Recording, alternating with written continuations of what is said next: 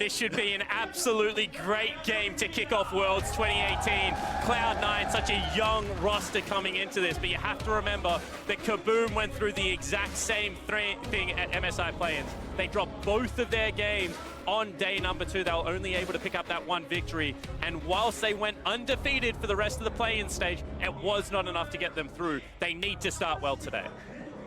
Getting into Champion Select now to start things off for Worlds 2018. Let's see what they're going to go about banning. Vel'Koz and Shen banned away by Cloud9. KBM banning the Alistar and the Camille. Vel'Koz, one of those champions you don't always see bans against, but sometimes in these specific situations, the enemy team might pull it out as a special kind of pick. Yeah, absolutely. Chitan was willing to pick that up in the AD carry position, or the traditional marksman role, I guess. Really good poke, and KBM as a lineup, if they do get Baron, are able to exploit the siege in lanes very well. That's something that Sneaky probably not used to, just get it off the board. And I like seeing Cloud9 adapt to that big, different style of play immediately and get it off the table. North America had a tragically difficult time against Heimerdinger in the bottom lane during Rift Rivals, and making sure they don't have to play against something tricky like that, I think their heads are in the right place. It's Akali, it's Kindred the last couple of bans, as Cloud9 will first pick the Kai'Sa. Yeah, absolutely. I mean, get rid of some of Blabber's more aggressive picks, but Cloud9 just need to come in with a team fighting slow tempo comp. I think that if you just build the game time up, as Mark was saying on the desk, you know, get the rookies used to this stage and just slowly play your way in. You are more skillful. You come into this lineup, you are the heavy favorites. There needs to be a good early game for KBM to latch onto. They need to be able to take over that top side of the map, start knocking down turrets for them to have success. Well, if you want to take over the top lane, you're talking about heavies. They're bringing in the big guns. It's Urgot for Xantens, 3 picks on this during his play in summer, 100% win rate on the champion. Especially for a team like KBM that likes to control Rift Heralds and have that top side of the map, this could be big. And this is something that I was expecting to see as well, the Lucian pick up immediately for their AD carry. Chitan is aggressive. That's all I'm gonna say. I mean, this guy, his support pretty much just picks save Chitan champions. You know, big Tahm Kench, big Braum player, because he's willing to fly into the backline, will look to be super aggressive, and I think that this is a lane that now Sneaky has to be aware of. And on the opposite side, Cloud9 now with their second pick, you first pick the champion for your long-standing veteran, but now your second pick goes over to the guy, one of those rookies, one of those newer players that Aatrox picked up for Licorice, the man who has been the rock for this team throughout this split. Cloud9 utilized a 10-man roster, swapping players in and out from the main roster and the Academy.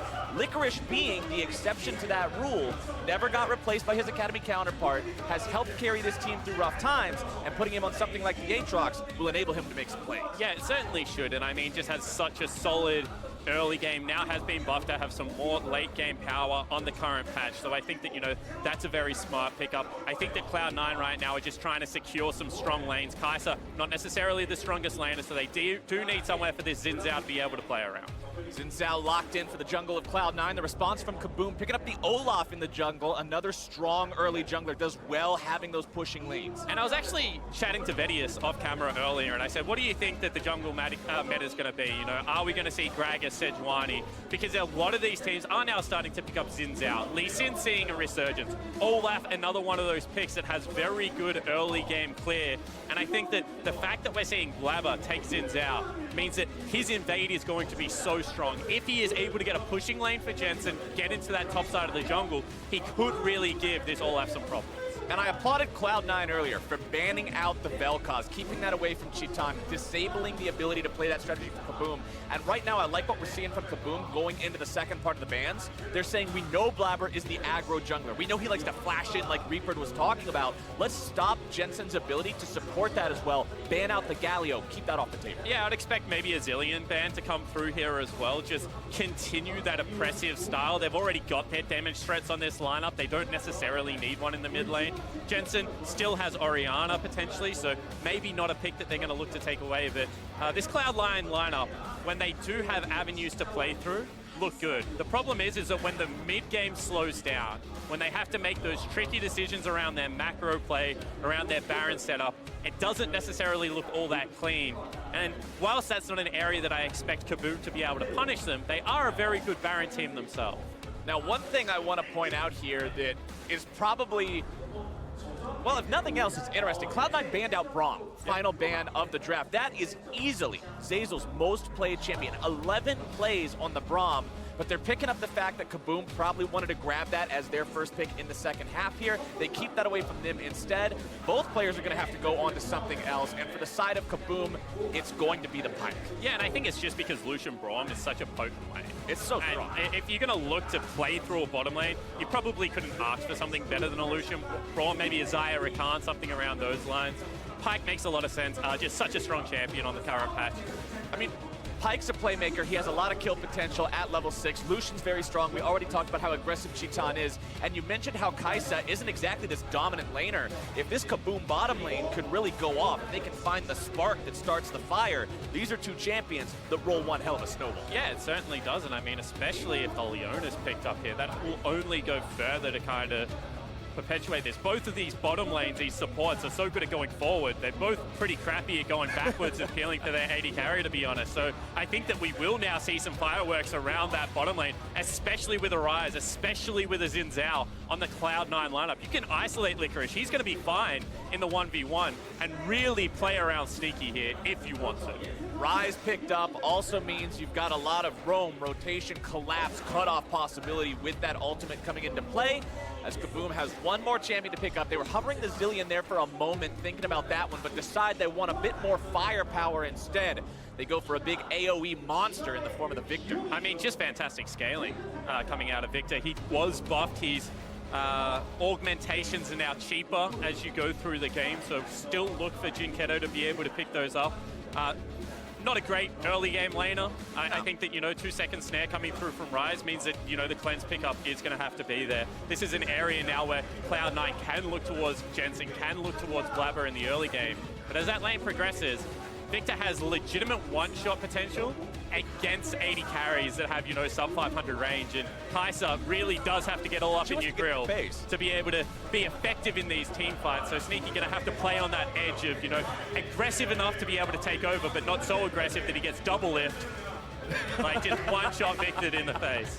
We try to forget about that one over here. We try not back where I'm from. We try to delete that memory over here on this side of the world. We don't want to remember that. But one thing that I'm looking at going into this game, for those of you who weren't here for our check-in earlier on in the analyst desk, Spawn has the very fun fact of reminding all of us, how many kills was it that KBM showed us on their last international game? 75.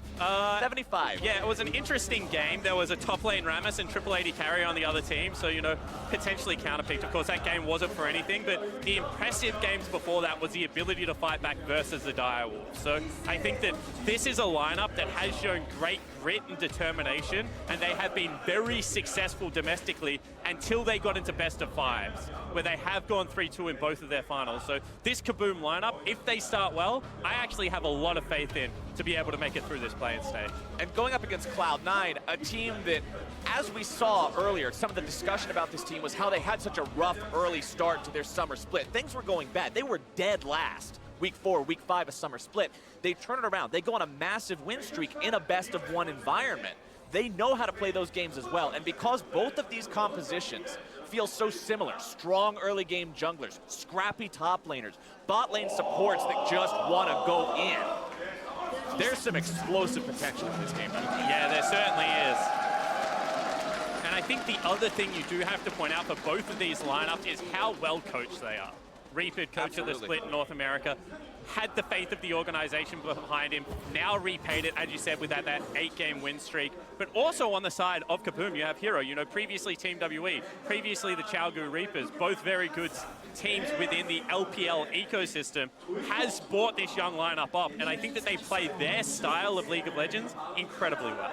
And that's something that I think always comes into the conversation. When you hit big international tournaments, you only really get to see these big international tournaments twice a year with MSI and Worlds, and so often it's styles collide. And can you play to your style going up against these different ways of playing League of Legends? And all too often, you see teams try to change up what they're doing to copy what they think is a superior style, but sticking to your guns can just bring you a lot of success. Well, I actually think that's what both of these teams do really well. You've got Sneaky playing things like Quinn, things like Twitch. You've got the Hecarim innovation in the top lane. You have that aggressive jungle position. So I think that Cloud9 certainly have their own style, even in a major region. And KBM at the same time, the aggression, the control around Baron, how quickly they end games once they have picked up that objective. You have to say that they're also willing to stick to their guns and play through that strength as well. Speaking of sticking to your guns, you got to talk about the two guys on your screen right now, Cheaton and Sneaky. The comparison between these two, Sneaky being this long-standing member of Cloud9. Cloud9 has had 6 Worlds appearances in a row now. KBM now being the second team from the CB LOL to appear on the world stage. Well, the first team to appear a second time on the world stage, I should say instead. But both of these players are so critical to the way their teams play. Jensen trading there with Jinkato in the mid lane. And talking about these two, one thing about Jinkato, this guy has some solid stats. He puts up some good numbers, but his kills and assists at 15 minutes are very low. He's a passive farmer in the early game, and I want to see if Cloud9 can exploit that as Blabber decides he wants to invest some time here in the top side. Yeah, it certainly did. Really nice clear out of Blabber. Double Scuttle Crab for the level 3 into the gank top lane. This should work. See if he can find any sort of a summoner spell pop, if nothing else. Xanten's gonna be in some trouble there, taking a lot of damage. Chain's looking to force him back, has to flash away, still loses a lot of the health. Yeah, and I think that was a little bit disrespectful from Xanten. I think he should have just flashed at the start, tried to preserve some of that health, because now he's had to burn all the corrupting pot charges. That wave is gonna push into his turret, and that gank, as soon as you were that far behind the Urgot, was always going to be a successful gank. So now his lane's just in a horrible position. Not to mention, he got him at level 2. He got him before he had the ability to dash away or throw Blabber back into the range of the turret. It was very well timed from him. So Xanten's is just kind of not having the best time. Now, 12 CS compared to 23. Of course, he has a few waiting on him there that he'll be able to farm up as Jensen will chase Jinkato down towards the bottom part of the lane here. Ranger moving around, but Jensen low on mana, isn't going to be trying to pursue this fight any further. So this is a good read from Ranger. He knows that the Xin Zhao is a much better Scuttle Crab taker than him. He farms much quicker, however, on the Olaf, and once he sees the CS topside, he knows that there's a Raptor camp up, he knows that there is also Krugs up, and the bottom lane has so much priority, so the Pike's going to get there first. So I think that the ability to duck in, take away that camp, sure, is it the same value as the Flash? Definitely not, but he's going to have to take those small victories to be able to farm this Olaf up and, you know, become that mid-game powerhouse. And when both of your champions revolve around the early and mid-game, I mean, nobody's telling tales about the Xin Zhao and Olaf late-game carry potential. Every single one of those decisions, every single one of those reads will mean that much more, because it means at that critical point in the game, you will be more relevant, you will be more farmed up, and you'll be able to do what your team drafted you to do. As Jensen will utilize the teleport here, coming back into mid lane after going back to base, purchasing the tier. Of course, that's the price break point. Rise wants to make sure he hits. The Victor would love to get the first Hex Tech upgrade when he goes back. Yeah, absolutely would. And I think that the big thing for the Rise is, you know, with the corrupting pot start, now just has such a safe laning phase. You know, with the tier, gonna be a gank. Finds a little bit of damage onto Licorice, but honestly, nothing to really write home about. Licorice doesn't have to spend any summoner spells on that one. Yeah, Blabber also took a look mid lane, you know, with that 2-second snare, as we said. Very nice hook, however. Oh, Rehab looking to start this one up. Zazel's going to be in some trouble, taken rather low, doesn't blow any summoner spells, none coming out from the other side either. Cheaton had shop, Sneaky had not. Yeah, that's a big thing. Teleport on the 80 carry is something that, you know, we've seen a lot this year. Sneaky obviously going with the heal. That's why there was no flash coming out of Riev to guarantee that stun and try and follow up for the kill. But the ability to force back and now potentially chunk out Sneaky, this is something that Cloud9 actually did against Team Liquid. They were able to pick up that first kill versus Double F. Instead, Riev trying to go for a roam towards mid lane, see if he can catch himself a Jensen. We know Pyke is a very adept roamer, can set up plenty of plays, has a lot of mobility around the map. But Riev won't find any success on that one right now. Instead, it's Cheaton who's just completely controlling this bottom part of the map right now, zoning Sneaky away even from that outermost turret.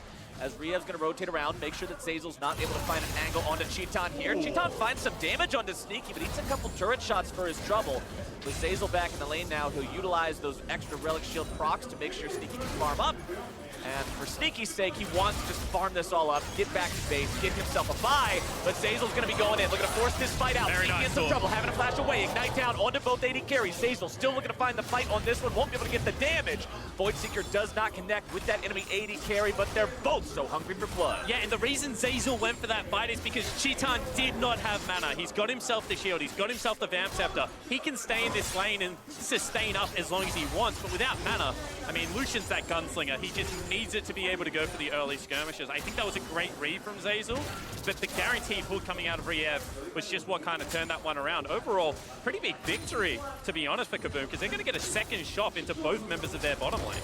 And while they do have the second shop compared to just the one shop, on the side of Cloud9, Sneaky did go back after having farmed up enough to get the BF sword price breakpoint, so it's not as bad as it could be if he would have been shy of that and had to settle for smaller itemization. Wouldn't have been as good if he had to go for long swords or a dagger for that Stormrazor. Back in the mid lane, though, Jinkato maintaining a slight EXP advantage over Jensen, who will hit level 7 after 1 or 2 more minions. Don't make a liar out of me. There we go. Ryze hits the level 7, and remember, I am still watching, especially Jensen's rotations, being on a champion that has the ultimate that enables that, going up against a player who specifically doesn't get that involved in the fights early on in the game. Can Jensen find an advantage through there? But right now it seems to be KBM who are trying to set up a play with support and jungler together. Yeah, and I think the fact that Riev has just been out of his lane a couple of times, now picks up the Moby boots even before upgraded tier, just shows what they want to be able to do. They want to be able to team up on the map. Big surprise for me right now is the fact that Blabber is like 3 camps up on a Xin Zhao, who shouldn't be able to out-farm an Olaf at this stage of the game. So, you know, complimented Ranger earlier for his lead, but has spent a lot of time looking for these ganks where Olaf probably not going to be all that successful without the hard CC of maybe, you know, the Pike coming with him, potentially the Urgot in the top lane, but now that that level 6 is there for Licorice, that's a very hard kill. As you can see, Ranger and Jinkato wanting to rotate over to secure this Scuttle Crab for the side of KBM, only to find that Licorice has already taken the crab and managed to get himself out just in time, right back up to the top lane. Misses a couple minions to the turret there. So keep that Scuttle Crab away from your opponents. Always going to be nice. KBM, no play towards the blue buff, just dropping down the ward in that enemy jungle instead. 8 minutes into the game, still no first blood. It's a 400 gold advantage for the side of Cloud9, who have found that lead through the farm in the jungle and the top lane. More violence going down here on the bottom side. Zeyzal not able to find that ulti that he wanted onto Riev. Looking to go in before that enemy support hit level 6. Cheetong gets some good damage with the piercing light, but it won't go much further. Yeah, and that was really interesting because Riev was the one starting that up, right? Very confident the fact that he doesn't have ultimate versus double ultimate to look for the fight, but the mobility of Pike just means he's so hard to tie down. And I think that this bottom lane, you know, being up in CS against the veteran of Sneaky is going to be an important factor, because if you don't make Lucian work at this stage of the game, he's just not working. He is so low mobility, you know, he's going to get blown up, and potentially going to be a gank coming through here from Blabber. The early game vision from both of these teams has honestly been quite good, and just isolated these junglers meant that it is just going to be that farming battle. And I think that that would suit Cloud9. As we said, they've got the composition where they just want to be able to send Jensen into that side lane, create pressure, good team fight coming out of the core. And I think that KBM now have to start thinking about where do we look for that opening to be able to get some advantage in this early game. And I'm going to go back to what you mentioned during Champion Select about how when you compare Sneaky and Cheeton and the explosive capabilities of these bottom lanes, how you would expect the mid laners to look down there, leave top lane on an island.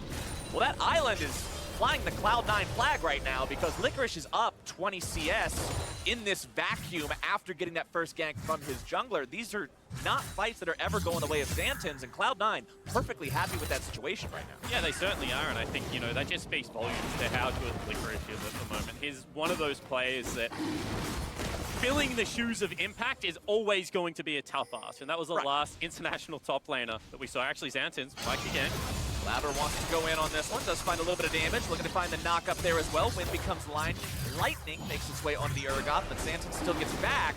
Enemy jungler topside though, it's a good read from KBM, recognizing the ability to go for the Earth Drake, grab that one for themselves. I actually think it was a flip. I actually think they saw Ranger go into the pit. He started up Dragon. They were like, we don't have priority down here. We don't want to be fighting with our Kai'Sa right now. Instead, let's get all this damage on the top lane turret. That might even fall down. First turret plus a Rift Herald, something that Cloud9 are notoriously bad at taking, by the way, is going to be a massive boon for the top side of the map.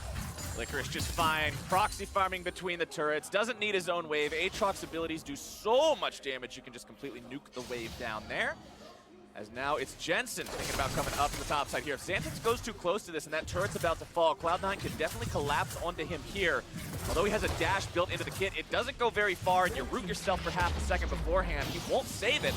Cloud9 are going to find themselves back-to-back objectives, the turret into the Rift Herald. And you have to really applaud Jensen's map movement there. Didn't pop himself over the wall with the blast plan, go for the gank, because the turret was a real objective, and he knew that would leave Blabber exposed, and actually they go in. Bottom side is going to be Team CC into the damage, baby. They blow him up, and that is first blood of Worlds over to Cloud9. Yeah, it certainly is, and everything just going Cloud9's favor at the moment. They've got themselves the 2,000 gold lead.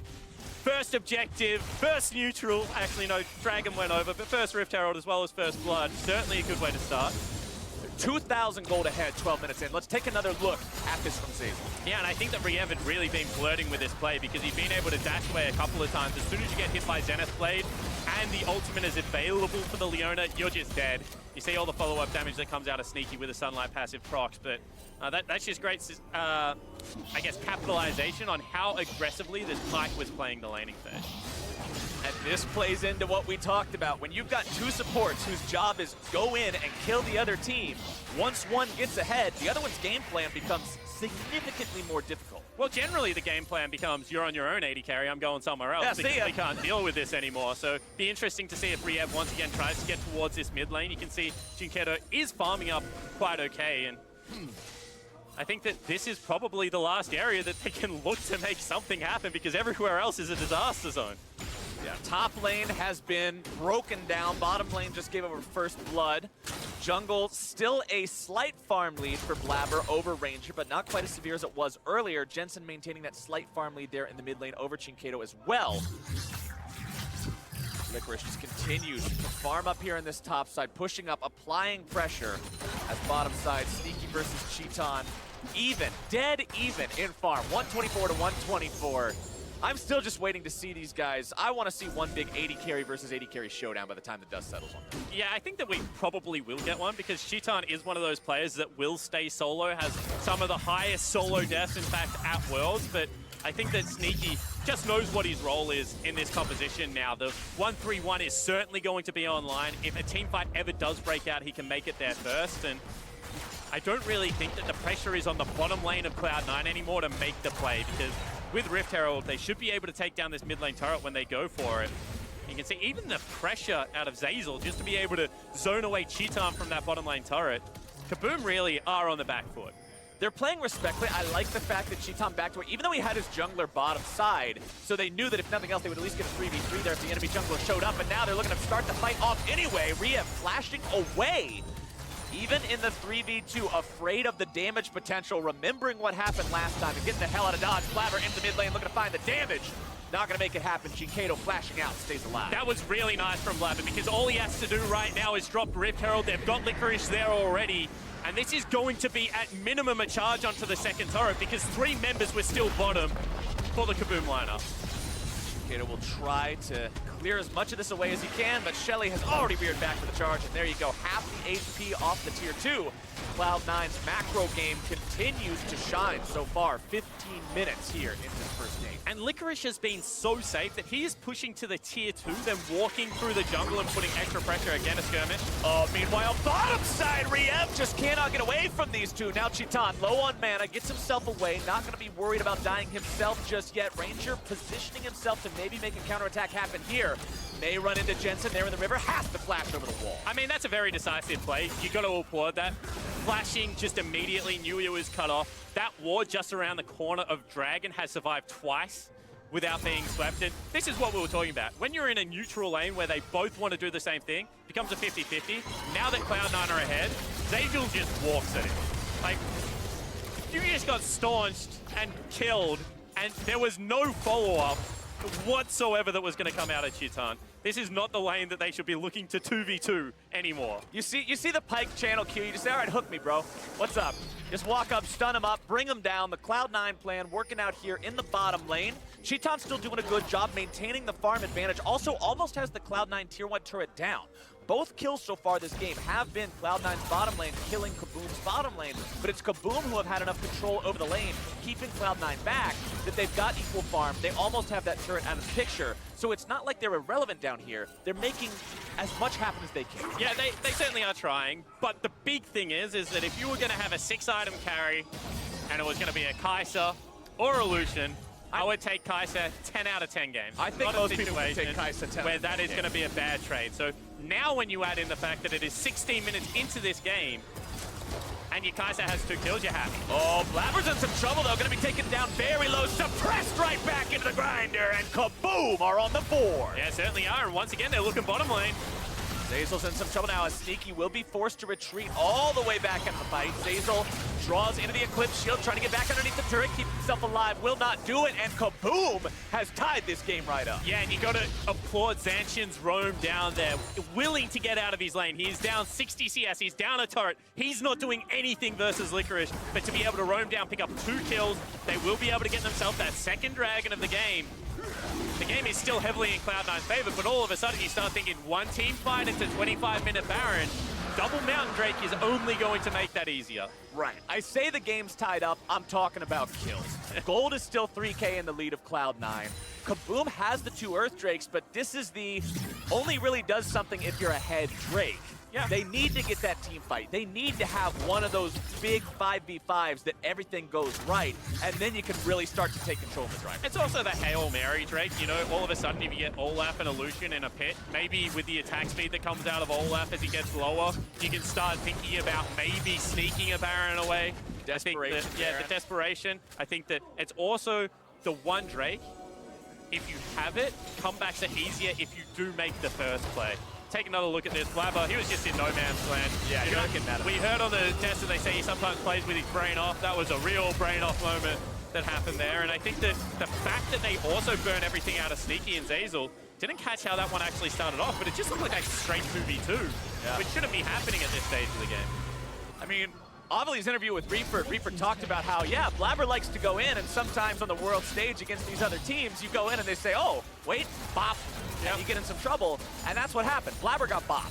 So for the sake of Cloud9, you would hope that that's not something he'll continue doing, going too far deep into enemy territory without enough backup nearby, but for the sake of KBM, you're happy to see them make that punish, because it was a good collapse. Yeah, absolutely, and I think the fact that the punish could have been worse for Cloud9, you know, Sneaky flashed away, but if the rotation was a little bit earlier, would have been a massive deal.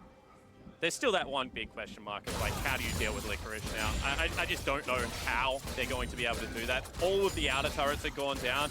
They're going to start pressing into Ranger's jungle now. Olaf with farm isn't the best champion. That's a face check. This is the same spot that Blabber died last time. Licorice will commit the same sin. Tries to resurrect himself, wants to get away, not gonna do it!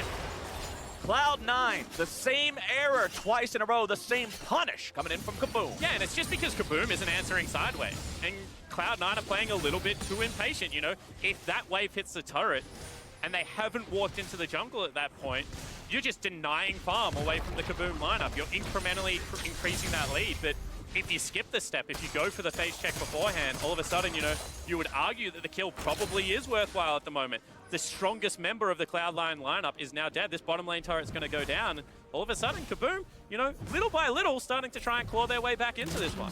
All that work that was done earlier by Chitan, putting so much damage into that turret, means Xantans can just walk up, one-shot the thing, put more money into KBM's pockets, and now the gold lead back down to 3K, where it was ballooning up a little bit further. So KBM are doing a good job of staunching this bleeding, making sure that lead doesn't become unreasonable. And Zancian's the one that needs the gold right now. I mean, his lane opponent is 60 CS up over him and has the first turret gold. So the fact that he was a beneficiary of Chitan's, you know, earlier hard work, as we keep mentioning, is going to be a big deal as this game progresses, because I wouldn't be surprised if, you know, 2,000 of this gold, at least 1,500-ish, is sitting on the top laner right now. You can see he's got himself 2 completed items versus, you know, the 1.5, and he's only going to get better because of those recent buffs towards Aatrox.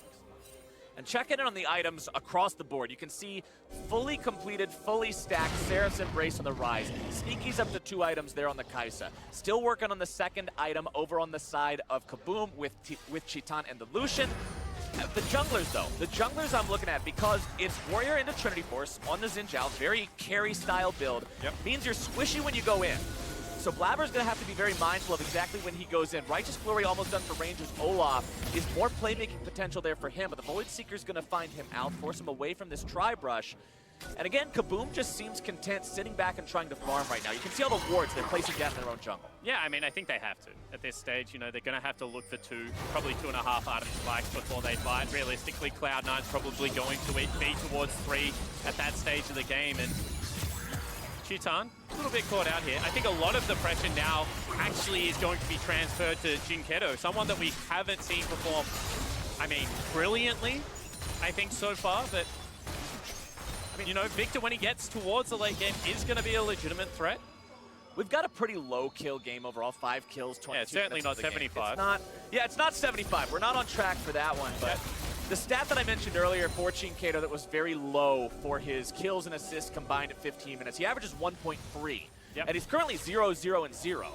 Both mid laners, 0, 0, and 0. Not really contributing to the state of the game too much overall here, but plenty of farm on both of them. 254, 245. The only person doing more than that being Licorice on that Aatrox that has just been free farming in these side lanes the whole time. Cloud9 continues to maintain this tempo advantage. But going up against KBM, man, remember this is the team that made their claim to fame 4 years ago, taking down Alliance, and it was Cloud9 that benefited so much from that victory that KBM found.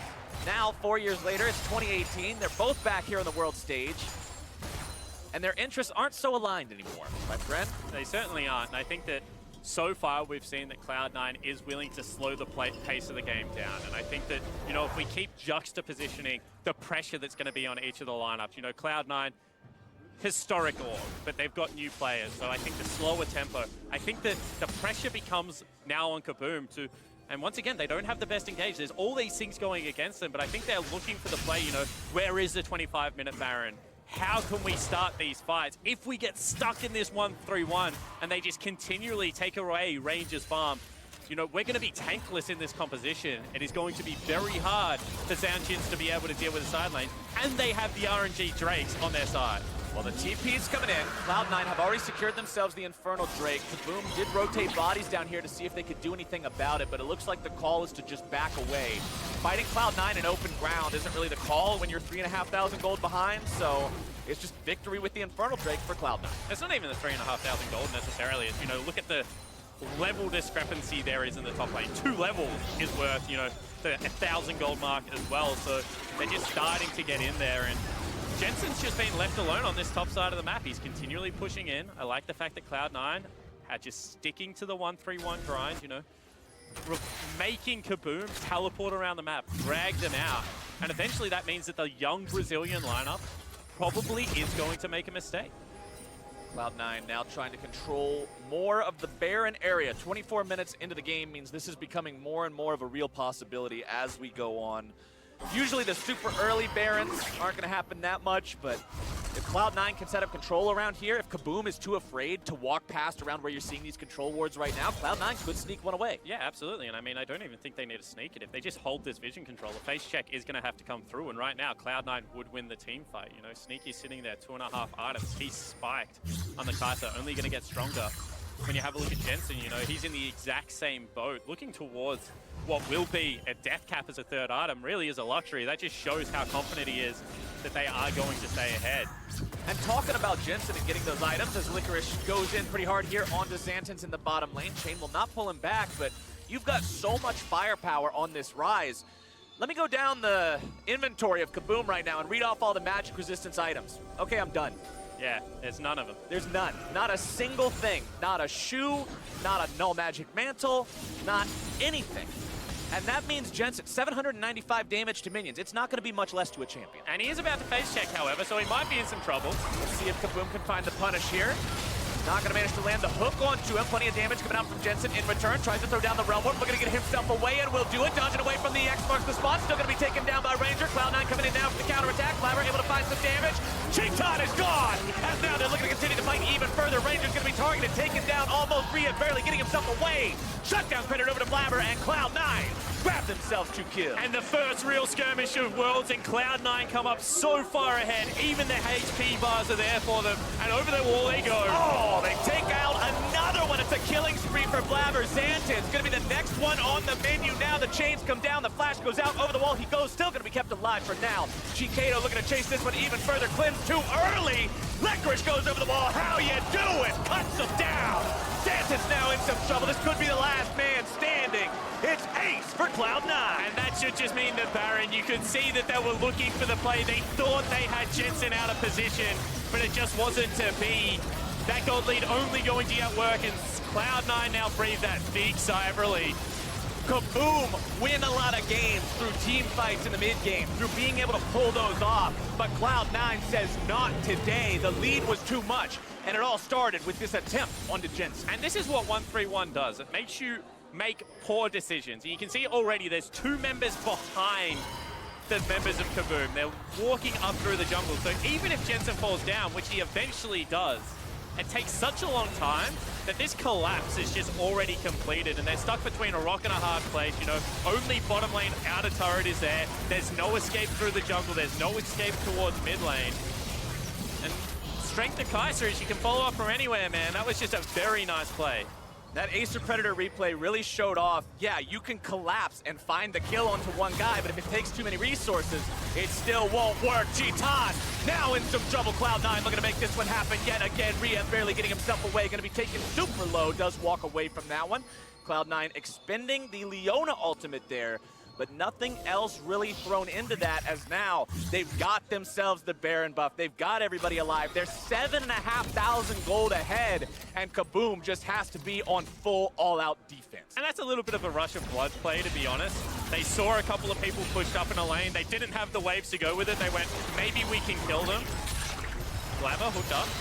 Has to pop the ultimate to keep himself alive. Is going to be yoinked backwards by the gravity field. Nice pickup there from KBM, getting themselves one for free. Now it might be Sneaky who's in some trouble. Has to use the killer instincts plus the flash to keep himself at bay. Xanten's going into that stasis. Zazel going to be zoning everyone else away on the team. Going to be 1-for-1 overall in this delayed portion of the fight. Licorice wants to come in from the side. Overall, still okay for KBM, who did go even on that trade. But now, can they hold the line any longer? It looks like Cloud9 is going to say, no, sir, not today. Root comes through onto Riev. Going to be forced back on that one. Sneaky still full HP, firing away onto this inhibitor, and that is inhib 1 down. So the base is broken. That's the bad news for KBM. They will get a little bit more farm. That's kind of the good news. I don't know if that makes up for losing the inhibitor. I don't think it does either. You know, I'm trying to be the glass half full kind of guy right now. The problem all right. is the Aatrox on your screen. The kind of checklist right now for KBM is Licorice here? If no, we can make a play. If yes, just head for the hill. Get the hell out. Yeah, he's just zoning 3 people. Ranger actually wants to 1v1 him though. Well, this might not be a get out kind of play. Can they hit this hook? No, they cannot. Licorice, however, he decides it's time to end their world, and he dunks Riev right back into the brushes as Ranger has to get himself away. Chikato is now going to be in for a very nasty surprise as Blabber and Jensen show up. The cavalry has arrived, and Cloud9's got 3. And what can I say? They didn't follow the checklist. Even if it is just Licorice, you shouldn't be looking for the play. This is certainly going to be at least a base broken in another position, and Cloud9 right now looks so confident in every play they take. Cloud9 are 5 men strong, Baron buff ready, knocking on the door to top lane, knocking that sucker in. And now they might just be able to push for the win. They still have very long timers on the enemy mid laner, on the enemy jungler. They're on to Nexus turret number 1. It's taken down rapidly. Zazel starting things off. G-Ton's already out of the game. As Xanten's will go into Stoneplate mode, but it's only going to buy a couple more seconds. Cloud9 win the first game of Worlds 2018. And I think more importantly for the North American squad, it was in decisive fashion. Absolutely. You know, first turret, first Rift Herald, first blood, 28-ish minute victory. That is just a statement on this group. Are we inexperienced? Yes, but we are confident in our playstyle. We are confident in our rookies' strengths, because once again, this was, you know, Licorice, this was Blabber making the big plays, and it was really Jensen and Sneaky just saying, all right, guys, go for it, and we'll clean up. And Licorice and Blabber, yeah, you can say there were a couple overextensions in the enemy jungle in the mid-game, But if those were your biggest errors, KBM wasn't able to translate that into much of anything, and Cloud9 didn't get shook by it. They made sure that they still maintained the plan, and then when KBM did decide to bare fangs and strike back, it was Cloud9 who found the counterattack into that Baron. And the problem that a lot of teams make when they go to tournaments like Worlds is they do nothing. And then you just slowly lose the game against superior opponents. If you're Cloud9, you're not sporting necessarily the most firepower when you look at teams like RNG, when you look at teams like KT.